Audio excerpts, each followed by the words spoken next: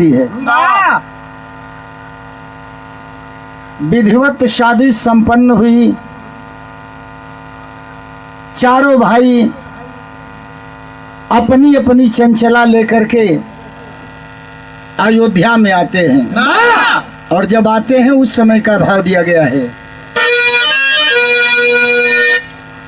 राम सीता को लाए ब्याह, अवध में उठी अधिक उत्साह। सीता रनिवास में बैठी घूंघट डार।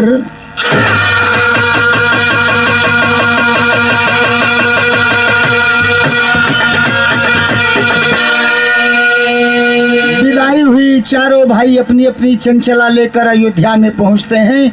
अयोध्या में खुशी का आलम है तो भाव देना पड़ा है। गीत में वह गीत बा कि ले जा लौंडा, अरे ले जा लौंडा के बम्बई बाजार, दुकान तेरा खूब चलेगा।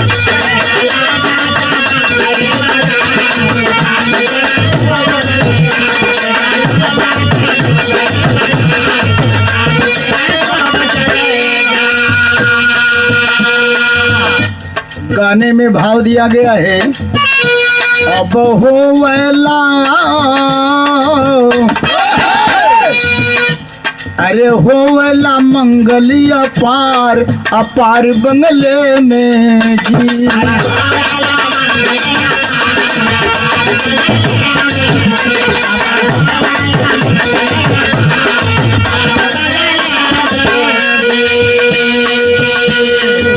कोई नाचे, कोई ढोल बजावे, और दुल्हन के माई के कोई गरियावे। जेकर जैसन पद के अनुसार अपन मंगल गारी गावत है। लेकिन आज भी देखा जाता है हमारे समाज में, नई नई बहू जब आती है ससुराल में, टोले मोहल्ले की औरतें, गांव की औरतें पहुंच जाती हैं नवेली दुल्हन का मुंह देखने के लिए। अयोध्या की औरतें आई हैं, माँ कौशल्या से कहती हैं कि माँ अपनी उस बहू का मुंह दिखा दो जिस बहू की प्रतिज्ञा थी कि जो धनुष उठाएगा उसी से हमारी शादी होगी। यानी राजा जनक जी जो प्रतिज्ञा किए थे, यानी सीता का मुंह दिखा दो। कौशल्या मुंह देखने आई,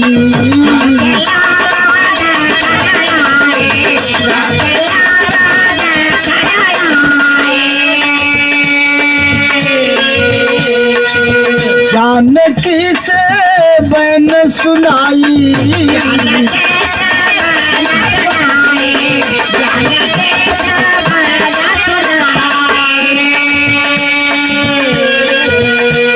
अरे देबू घुघुटवा के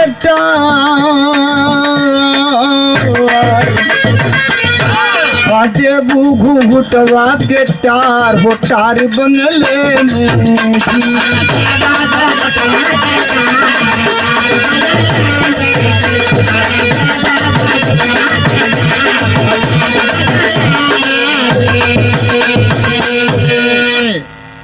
कौशल्या माँ आती हैं, सीता जी से कहती हैं कि बहू, गांव की मोहल्ले की औरतें आई हैं, नगर की औरतें आई हैं मुंह देखने के लिए, जरा घूंघट हटाओ ताकि सभी औरतें तेरा चेहरा देख लें, तेरा मुंह देख लें। सीता जी ना तो कुछ बोलनी और ना ही तो घूंघट हटौली। तब सासु कौशल्या माता सीता जी से कहलिन तेरी के भाव।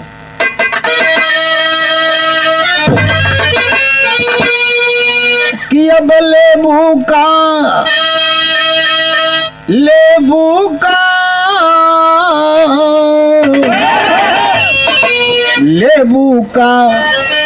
मुँह दिखाई रनिया, बोली सीता जी से अब बोली सीता जी से आज कौशला माई अरे हमारी अरे हमारी अरे हमारी। आखिर न बोलत हो न घूंघट उठावत हो। हाँ केहू के मुंह भी ना देखावल चाहत हो। हाँ मुंह दिखाई पहले कुछ लेबू तब्बे घूंघट हटेबू का, तब्बे केहू के मुंह देखेबू का। तब सीता जी धीरे से माँ कौशल्या से कहलिन, सासू माँ कौशल्या जी से कहलिन, का कहलिन कि अरे जैसे अब जैसे हो मधुर रस वीर बरसावे।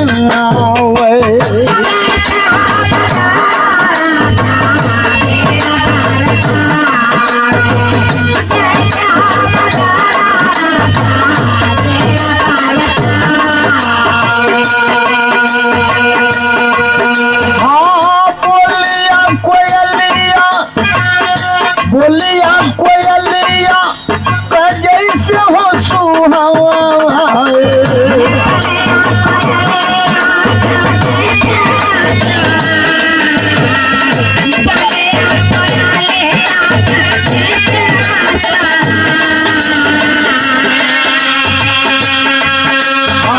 वैसे हो मधुर बाड़ी बोली जगदम्बा।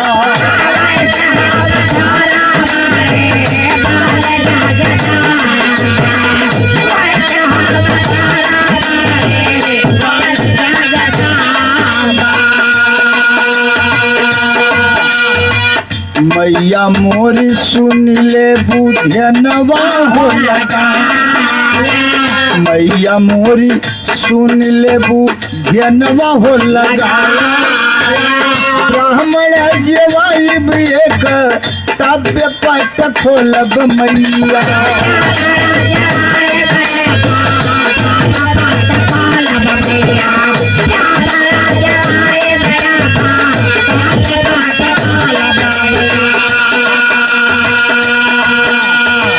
मनवांछित हम करब उनके नाम।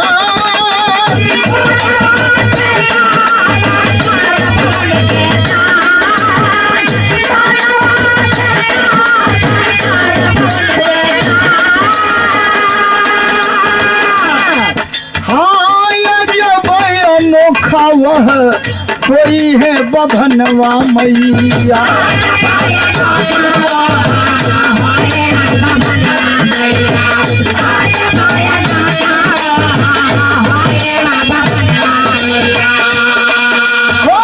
कोई सलिया नया दिया न कोई खुदा।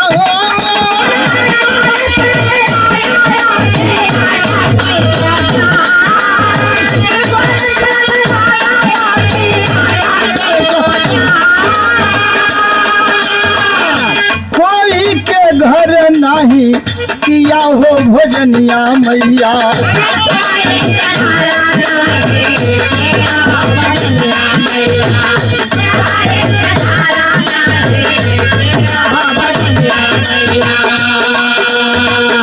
सुन के कौशल्या माता हो गई हैरान।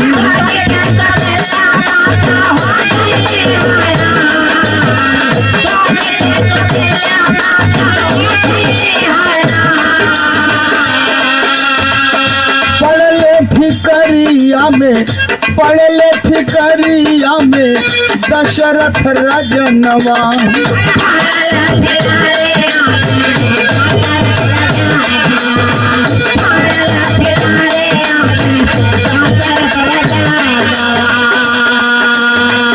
मनवा में सोचन लगे हो भगवान। मनवा में सोचन लगे हो भगवान। सीता जी मीठी आवाज में सरस स्वर में कहलीन है कि माँ हमरे नैहर कई रीत है। नई नुचर जे दुल्हन आवेली ससुराल में तो सबसे पहले एक थे ब्राह्मण के भोजन करावेली, फिर कोई के मुंह देखावेली। कौशल्या माता कहलिन कि बात पहले बतौले हो तू तो अब तक इहो काम हो गई रहत। खैर ठीक बा, अब्बे हम ब्राह्मण बुलवावत हई, भोजन करा देते हई। सीता जी कहली कि लेकिन हमारे एक शर्त बा, हम ऐसने ब्राह्मण के भोजन करावल चाहत हई जे न केहू से दान ले ले होखे, न कोई के दान देले होखे, न कोई के घरे भोजन कैले हो, ऐसने ब्राह्मण के हम भोजन करावल चाहते हैं। जिंदगी में पहली बार ये हमारे घरे आके, ये घर में आके भोजन करे, न दान कोई से ले ले हो, न दान कोई के देले हो, सब चिंता में बा, सबका चेहरा पर उदासी बा। आखिर ऐसा ब्राह्मण के बा? कहीं राम चेहरा लटका के बैठल हुवन, सोच में पड़ल हुवन, लगत बा कि सीता जी कोई के मुंह ना देखई हन। तर्ज लग गई। कौन तर्ज बा? कि अरे छुप गए छुप गए छुप गए छुप गए सारे नजारे, वो क्या बात हो गई, वो छुप गए सारे नजारे, वो क्या बात हो गई, तूने काजल लगाया उनमें रात हो गई।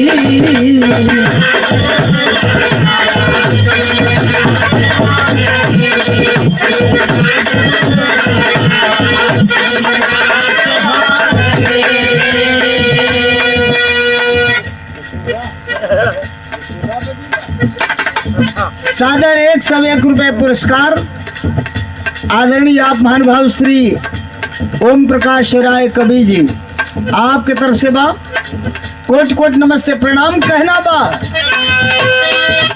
अरे गम में गम में गम में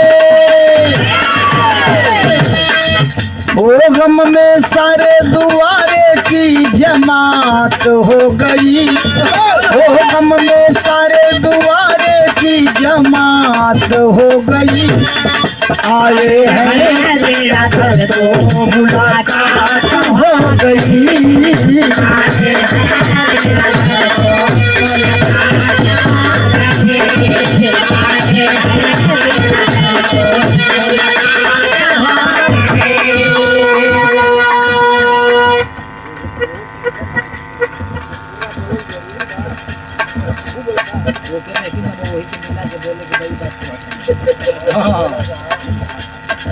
जवन ससुर दामाद तो लोग बड़ा लोग भैया ही बनी अरे हिसाब के 50 रुपया देखा। अब यह कह जाला कि अपन अपन होला, बेसुरा उ कैलन तब ले पक्ष खींच दे हला, जानो तो कि नहीं हित नात बड़ा है।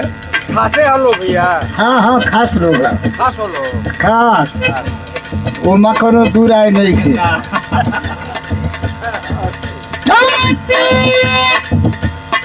लारे लारे लारे लारे निहारे नैन से, नारद जी शोक है सब में, लगे तब पूछने क्यों आप सभी हैं गम में, सिया की बात राम बोले मृदु बनिया में, कौन है विप्र ऐसा कहिए देव दुनिया में।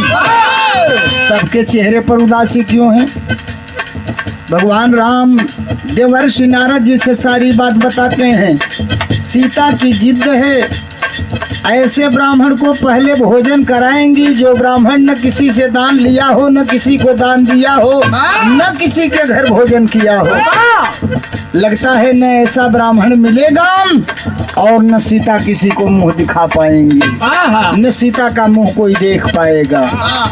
कुछ देर तक सोचने के बाद देवर्षि नारद जी कहते हैं, कहे नारद की ऐसा विप्र लखाता रावण, कहे अवधेश मेरे कुल का है जानी दुश्मन, नहीं आएगा नहीं आएगा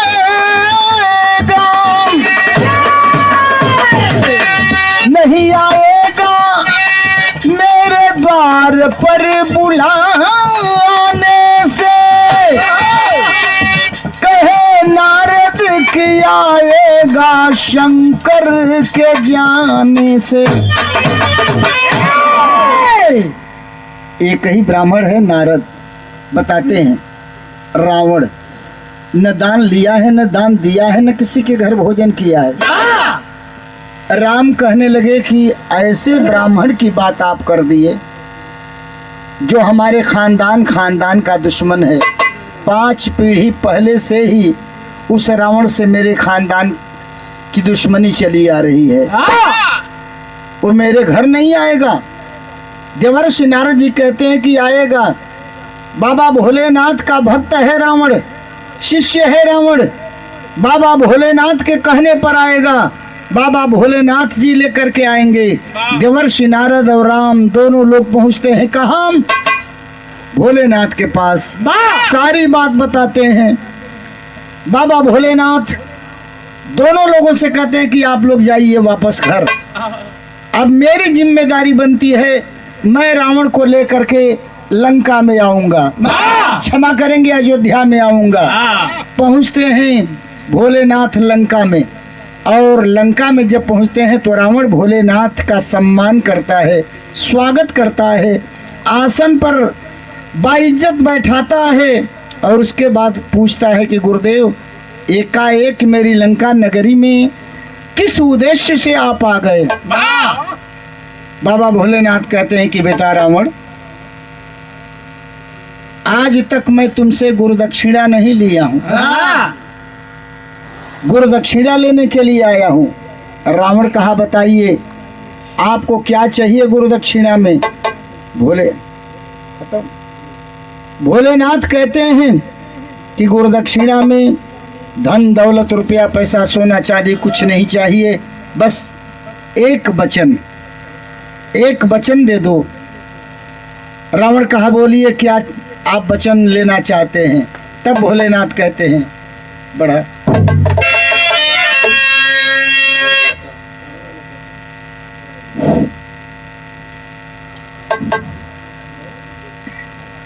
छोड़ा, चला जौन बात खत्म करा।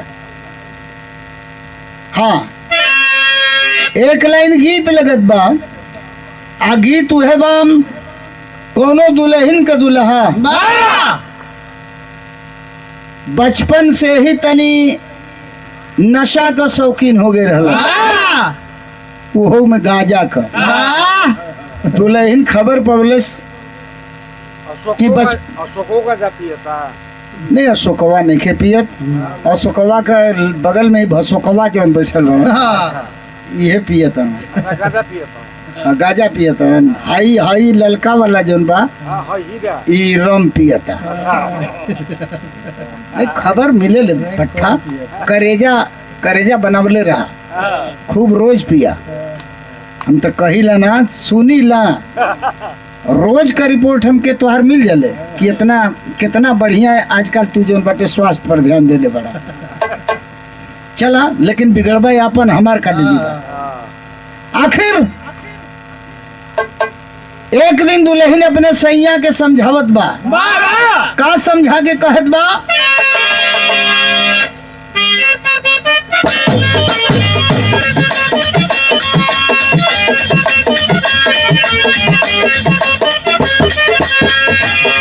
अरे गजवा संभल के पिया ये रजवा, हाँ गजवा संभल के पिया ये रजवा, कोमल कर जवा पाए हो।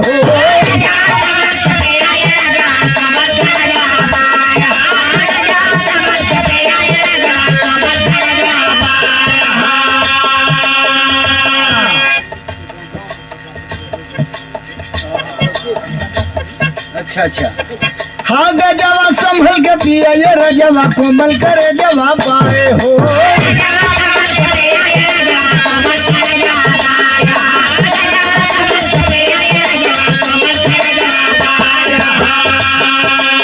हाँ से खुर्रम तंग करी,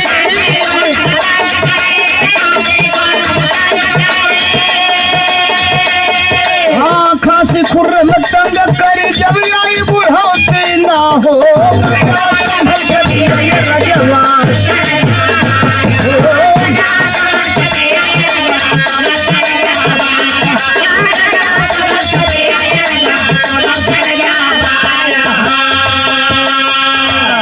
सादर 50 रुपए हमें और 50 रुपए ढोलक वादक को गांजा पिए खातिर। ठीक। आदरणीय आप श्री ओम प्रकाश राय कवि जी, जना था कि तू हमार पार्टी तोड़ल चाहत है। गांजा पिया देबा तब तो गांजा के नशा में चल गई दूसरी और प्रोग्राम हमारा रही कहीं औरी, ई नशा में धक मार भी कहीं चल दी। कोट कोट नमस्ते प्रणाम, सबको नमस्कार प्रणाम चरण पर। भोलेनाथ रावण से कहते हैं, अरे पतिया हमारे माना ये बेटा,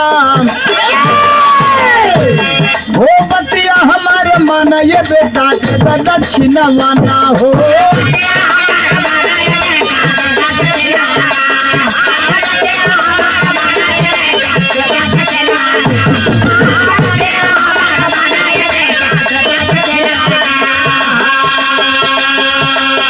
अरे हमारे संग में चला अयोध्या,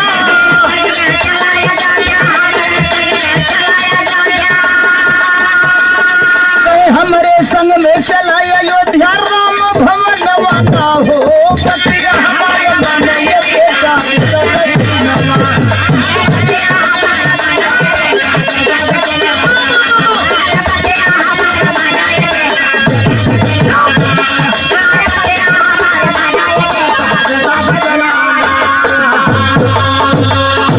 रावण मेरे साथ अयोध्या चलना होगा। रावण पूछा कहाँ? राजा दशरथ के राजमहल में।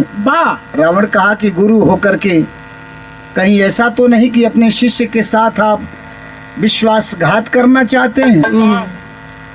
अरे भाई, उस परिवार से मेरी अदावत कई पीढ़ी पहले से है, मैं कैसे जाऊंगा? भोलेनाथ जी कहते हैं कि रावण, ये मेरी जिम्मेदारी है, किसी तरह की कोई अप्रिय घटना नहीं घटेगी, अप्रिय वारदात नहीं होगी, मेरे साथ चलो। चूंकि मैं वचन दे चुका हूँ तुम्हें लेकर चलने के लिए, तुम चलो मेरे साथ। क्या करना है बताते हैं भोलेनाथ कि दशरथ की नई नवेली बड़ी बहू सीता ऐसे ही ब्राह्मण को भोजन कराना चाहती हैं जो न किसी से दान लिया हो, न किसी को दान दिया हो, न किसी के घर भोजन किया हो। तुम्हारे सिवा इस समय कोई नहीं, चलो। कहा कि गुरु हैं, मैं पहले ही वचन दे दिया, वचनबद्ध हो चुका हूँ। खैर चलिए, भोलेनाथ कहें निसंकोच चलो। भोलेनाथ के साथ रावण पहुंचा है अयोध्या में। होता है क्या कि वाजिब भोलेनाथ, अरे वाजिब भोलेनाथ अवध में आया रावण साथ हो, लेबू का मुंह दिखाई रनिया, व्यंजन भांति भांति रावण को सिया खिलाई। बैठा है रावण भोजन करने के लिए, नाना प्रकार का भोजन थाल में परोस करके सीता जी रावण के सामने थाली लाकर रख देती हैं। रावण भोजन करने लगा। ये हवा झल रही है, पंखा से हवा दे रही है। भोजन कर लिया रावण। जब भोजन करने के बाद उठना चाहा है अपने आसन से, सीता जी कहती हैं कि हे महान देवता, हे विप्र देवता, आप मेरे घर में आकर भोजन किए और भोजनोपरांत दक्षिणा देने की प्रथा है हमारे यहाँ। वाह, मैं आपको कुछ दक्षिणा देना चाहती हूँ। सीता जी की बात सुनकर रावण पूछा, कहा क्या दक्षिणा देना चाहती हैं? सीता जी कहती हैं, क्या कहती हैं?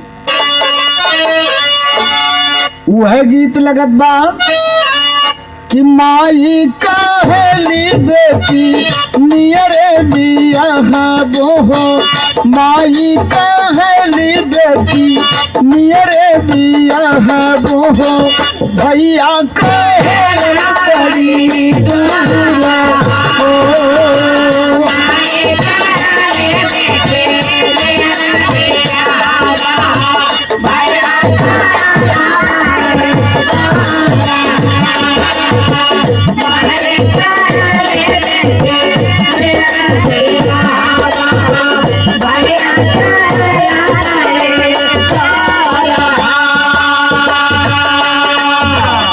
गाने में भाव दिया गया है, जनक दुलारी प्यारी बोली बचनिया से, जनक दुलारी प्यारी बोली बचनिया से, मांग हो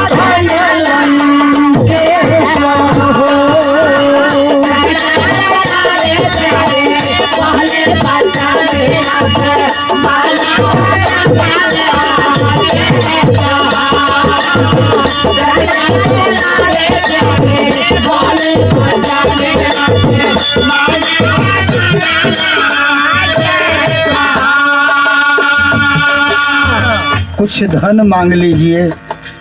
रावण कहा कि सीता, मेरे पास धन की कमी नहीं है, मेरे पास तो इतना यकूत धन है कि जितना शायद तुम्हारे ससुर राजा दशरथ के पास नहीं होगा धन।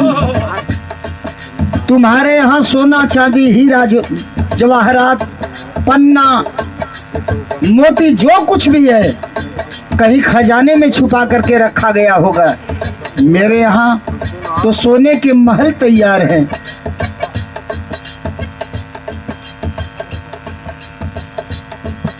परम आदरणीय आप महानुभाव बड़े भैया श्री सूबेदार यादव जी, आपके तरफ से सादर 501 रुपए पुरस्कार प्रदान किए गए हैं। चरण स्पर्श है, सबको यथोचित नमन है। तो धन की कमी नहीं है। एक बात और, ज्ञान की बात आती है, ज्ञान की बात आती है तो शायद जो विद्या मेरे पास है, जो ज्ञान मेरे पास है, तुम्हारे खानदान में किसी के पास न उतनी विद्या है न उतना ज्ञान है। तो तुमसे ज्ञान की बात भी मैं नहीं कर सकता, ज्ञान भी नहीं मांग सकता, धन भी नहीं मांग सकता।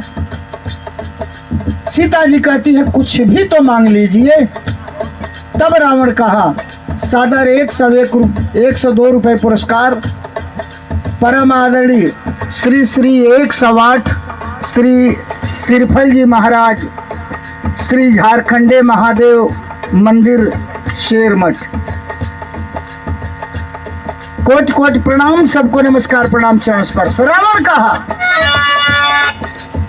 मांगहु धन लंकेश हो,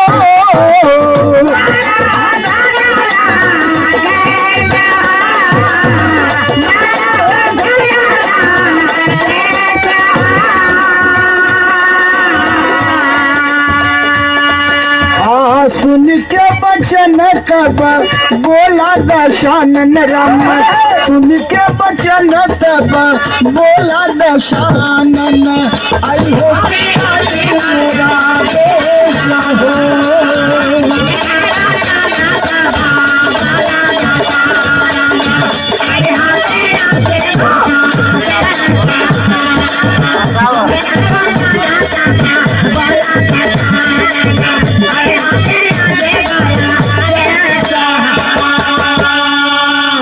सीता, शायद तुम्हें पता है या नहीं है मैं नहीं कह सकता, लेकिन इतना जान लो कि इस परिवार से मेरी अदावत, मेरी दुश्मनी बहुत पहले से ही चल रही है। फिर भी अपने गुरु की बात मानकर और तुम्हारी जिद की बात सुनकर मैं यहाँ आया, भोजन किया। धन नहीं चाहिए, बस जिस तरह से तुम्हारी जिद पूरी करने के लिए मैं यहाँ आ गया, मेरी इच्छा है कि तुम्हारे निमंत्रण पर मैं अयोध्या में आ गया, तो अभी मैं निमंत्रण दे रहा हूँ कि एक बार तुम मेरी लंका नगरी में आना। सीता जी स्वीकार कर लेती हैं। लोग कहते हैं कि रावण सीता का हरण किया, लेकिन यहाँ बात सिद्ध होती है कि रावण सीता का हरण किया ही नहीं। अच्छा देखिए, रावण की अगर नियत गलत होती तो सोचिएगा, अशोक वाटिका में ले जाकर के रावण रखा था सीता को। कहीं भी किसी भी ग्रंथ में लिखा हुआ बता दे आप लोग, प्रमाण मिलता हो कि सीता पर बुरी नजर रावण रखा, या रावण सीता से कोई गलत बात कहा, या रावण शादी करने की बात कहा हो। रावण चरित्रवान व्यक्ति था, इसमें कोई दो राय नहीं। सीता जी वादा कर लेती हैं, मैं लंका नगरी में आऊंगी।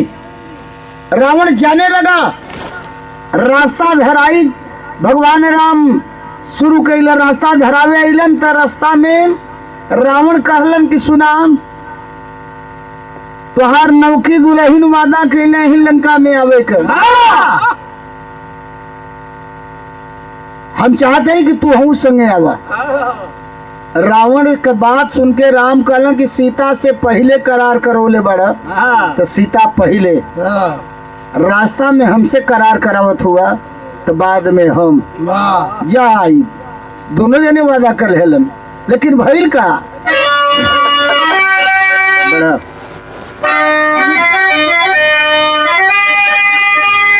जैसे हम अब जैसे हम जहर विषम उगले नगनिया भैया।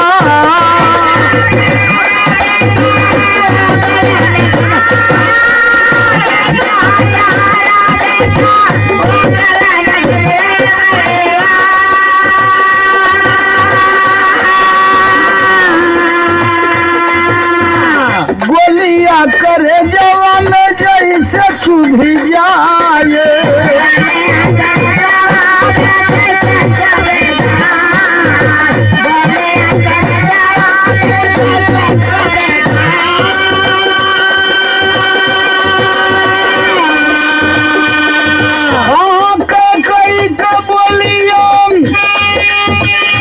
कई बोलिया वैसे लागे दशरथ के बाबू।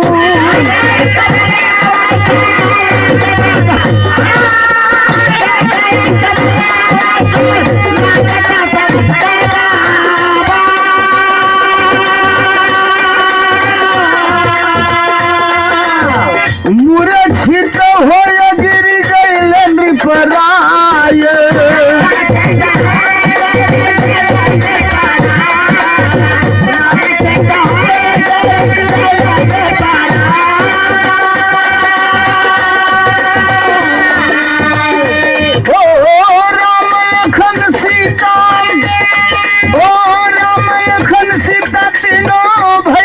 नवासी पंचो।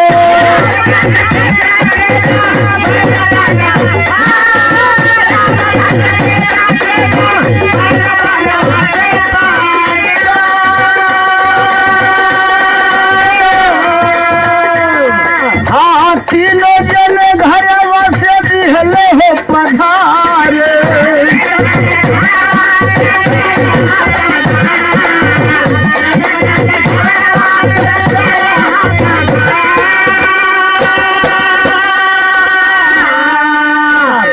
आखिर बात वही आ गई जब कैकेयी के द्वारा हम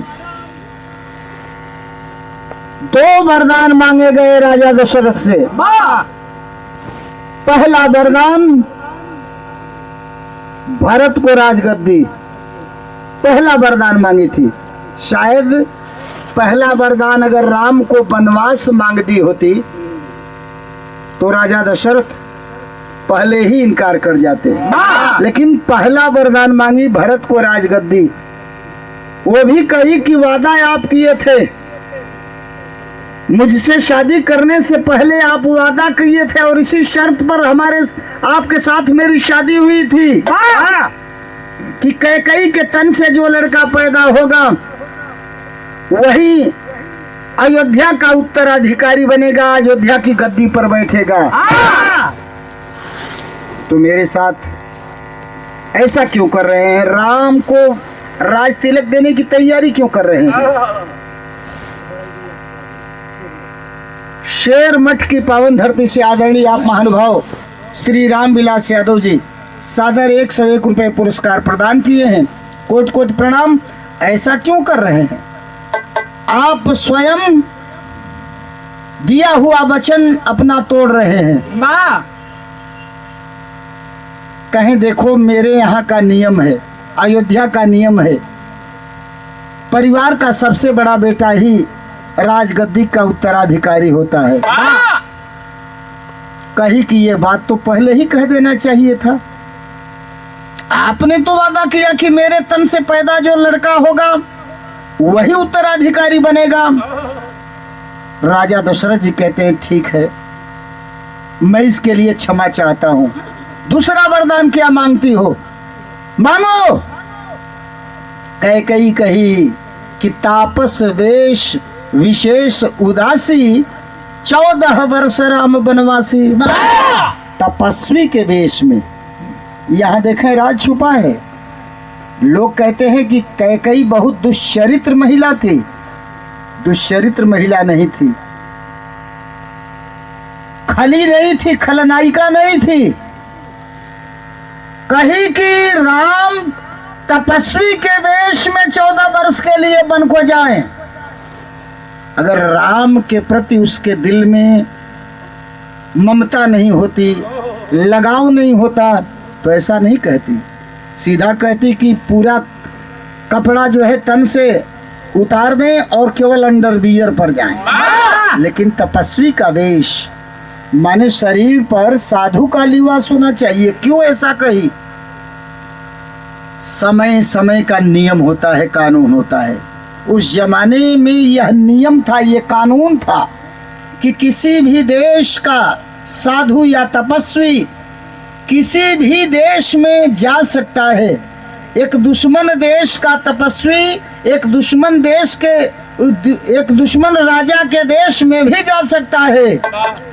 कहीं भी वो विचरण कर सकता है। दुनिया के किसी कोने में उसके ऊपर जानलेवा हमला नहीं होगा। ये नियम था जिस समय, जैसा कि आजकल मानव संसाधन मंत्रालय की ओर से नियम चला है, मानवाधिकार आयोग जो काम कर रहा है, उसी तरह का जो है मानवाधिकार आयोग उस जमाने में था। इसलिए कही थी कि साधु के लिबास में राम जाएगा तो कहीं प्राणघातक इसके ऊपर हमला नहीं होगा। खैर, राम चलने को तैयार, सीता भी तैयार, लक्ष्मण भी तैयार, सबसे मिल रहे हैं। राम कैकई से मिलने के लिए जाते हैं तो कैकई रोने लगती है। बेटा राम, मुझसे नाराज मत होना बेटा, मेरी मजबूरी थी। राम ने कहा, क्या मजबूरी थी माँ? कैकई कही कि मजबूरी यही थी बेटा कि जिस समय तेरे पिताजी मुझसे शादी करके रास्ते में ला रहे थे, बाली से मुलाकात हुई थी और बाली को ये वरदान था कि दुश्मन की आधी ताकत बाली में चली जाती थी। रथ रोक लिया, तुम्हारे पिताजी से कहा कि तुम मुझसे लड़ाई करो, हरा देना तो रथ लेकर और इस रूपसी को लेकर के चले जाना। दूसरी बात कहा, अगर लड़ाई नहीं करना चाहते हो तो इस रूपसी को दे दो जो तेरे रथ पर बैठी है। मेरी मांग किया था। तीसरी बात कहा कि अगर तू अपनी रानी को भी नहीं दे सकता है दशरथ, तो अपना ताज ही दे दो, चक्रवर्ती ताज दे दो। मैं तुम्हारे पिताजी को उस समय समझाई थी बेटा कि आधी ताकत आपकी चली गई है बाली में, जीत नहीं पाएंगे। मुझे दे देते हैं तो अयोध्या जाने पर लोग पूछेंगे कि वो कैकई रानी आपकी कहाँ है। तब भी नाक कट जाएगी, मर्यादा चली जाएगी। कोई नहीं जान पाएगा। धीरे से ताज दे दीजिए जान अपनी बचाइए, मुझे लेकर के चलिए। बेटा राम, वो ताज बाली के पास है, इधर तैयारी कर रहे हैं तुम्हारे पिताजी, तुम्हारे राज तिलक की तैयारी चल रही है। मैं समझ गई कि जब राज ये ताज बांधने की बात आएगी सिर पर, तो ताज तो है नहीं, फिर कहां से ताज आता। मैं अपनी मर्यादा को बचाने के लिए ऐसा की हूं बेटा। तेरे पिताजी को बाद में ज्ञात हुआ, बाद में याद आया, तो क्षमा करना बेटा। जा बाली के पास है, किसी भी तरह से 14 वर्ष की लंबी अवधि के लिए मैं भेज रही हूँ, सुरक्षित भेज रही हूँ। तपस्वी के देश में जाओगे, साधु के निवास में जाओगे, सुरक्षित भी रहोगे। किसी भी तरह से बाली से ताज लेकर के और अयोध्या भेज देना, फिर आ जाना अयोध्या में और तुझे राज तिलक कर दिया जाएगा। ये कारण था। रामायण पुराण में बहुत सारे रहस्य छुपे हैं, लेकिन हम लोग चिंतन मंथन कम करते हैं, सीधे उंगली उठा देते हैं। राम माँ का चरण स्पर्श करते हैं, जाने लगते हैं अल्लाह बदल दा।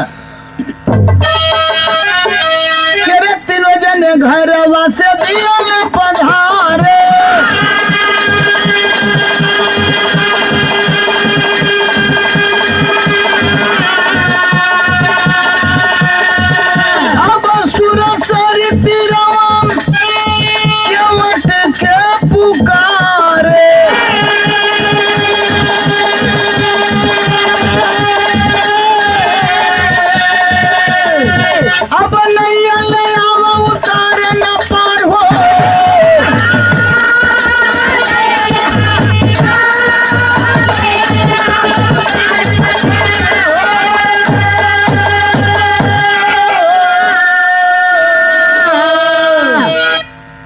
खैर संक्षिप्त में ही जान लें, सुरसरी पार किए। पंचवटी में पर्णकुटी डालकर राम लक्ष्मण सीता तीनों रह रहे हैं। शूर्पणखा आती है रावण की बहन। संक्षिप्त में ही जान लें, लक्ष्मण के द्वारा शूर्पणखा की नाक और कान दोनों काट लिए गए। शूर्पणखा जाती है लंका, अपने भाई रावण से सारी बात बताती है। जंगल में 2 साधु निवास में 2 लोग आए हैं, 2 साधु आए हैं, साथ में एक औरत है। मेरी दुर्दशा उन्हीं लोगों के द्वारा की गई है। रावण चल दिया क्रोधावेश में, आता है पंचवटी में, सीता को देखा, पहचान गया है ये तो वही राजा दशरथ की बड़ी बहू सीता हैं, जिनके यहाँ मैं भोजन करने के लिए गया था। दूसरी बात, रघुवंश पुराण में वर्णित है कि क्षीर सिंधु की याद दिला, उसी का भाव मैं कह रहा हूँ कि क्षीर सिंधु की याद दिला। रावण करता फरियाद, लंका में चलूंगी वचन दिया, तू कर ले माता याद।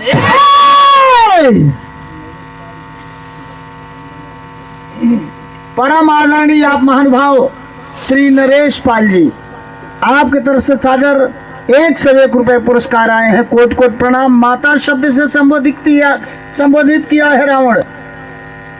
कैसे हम घटिया कहें उसको, कैसे उसको दुष्चरित्र कहें, कैसे उसे हम बलात्कारी कहें।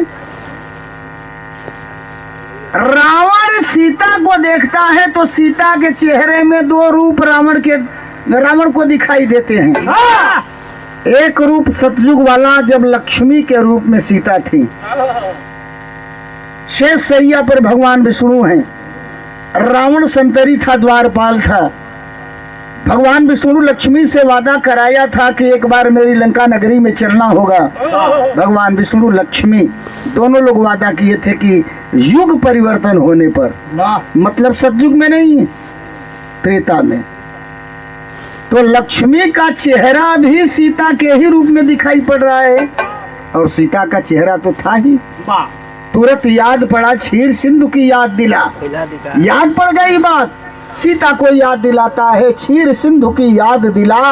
रावण करता फरियाद, लंका में चलूंगी वचन दिया, तू कर ले माता याद। आया तो था दूसरी नीयत से, लेकिन नहीं, अब ऐसा नहीं होगा। माँ चलो मेरी लंका नगरी में, दो दो बार वादा की हो, सतयुग में भी और अयोध्या में भी। सीता जी कहलिन कैसे चलबा लेके हमें? कहला कि विमान लेके आइल है, विमान पर बैठा चला। सीता जी बात कहली रावण से, का कहलिन?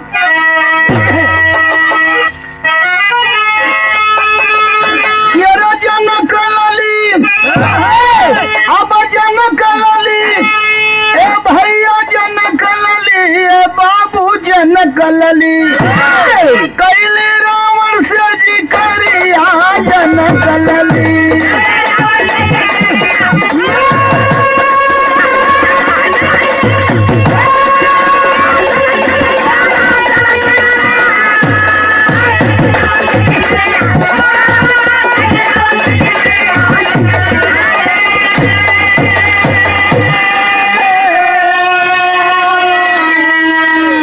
जनक नंदनी काली तुम्हारे पाप के करबो नाश, विमान पर हम चलबे रावण, तू दौड़ा बांध हाथ, तोहरी हाँ कब हम सवरिया हो जनक लली।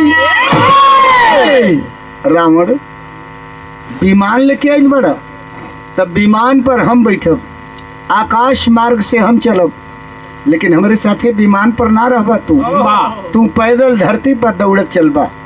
एक शर्त बा कि विमान पर हम चलबे रावण, तू धरती पे दौड़ के अइबा, लेकिन सावधान रहना रावण, तू जहाँ पे गिर जाइबा वहाँ बनी है मोर झोपड़िया हो जनक लली। यहाँ थक कर गिर जाओगे वहीं पर विमान उतरेगा, वहीं पर मैं रहूंगी, उससे आगे नहीं जाऊंगी। रावण को थोड़ा सा मैं हो गया, घमंड हो गया। एक छलांग लगाता हूँ तो लंका की धरती से आर्यावर्त की धरती पर आता हूँ, इस धरती से छलांग लगाता हूँ तो अपनी धरती पर चला जाता हूँ। कितनी दूरी है, स्वीकार कर लिया रावण। विमान पर बैठ गई सीता जी, आकाश मार्ग से जा रही हैं, रावण धरती पर दौड़ करके चलने लगा। नतीजा तीव्र वेग में चली भवानी, रावण दौड़े हो मजबूर, और थक के रावण गिर गए। अरे थक के रावण गिर गए, लंका से 14 कोस दूर, अशोक वाटिका मझरिया हो जनक लली।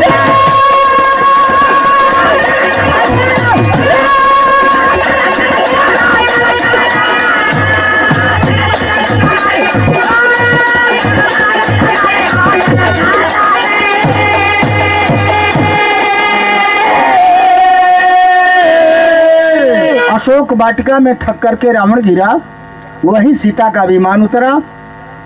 सीता जी अशोक वाटिका में रह गईं, रावण के मुख्यालय से 14 कोस पहले, उसके आगे नहीं गई। तो राजपुर में सदगुरु स्वामी राधेंद्र श्रीनाथ दयाल बच्चन विजय कांत शिवधर जी छोड़े साथ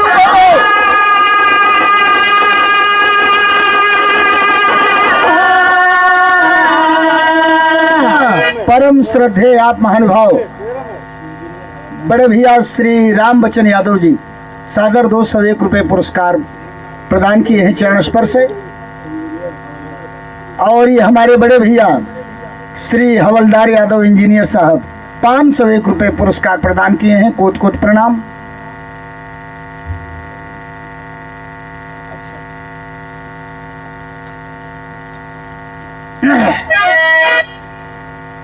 निवेदन बा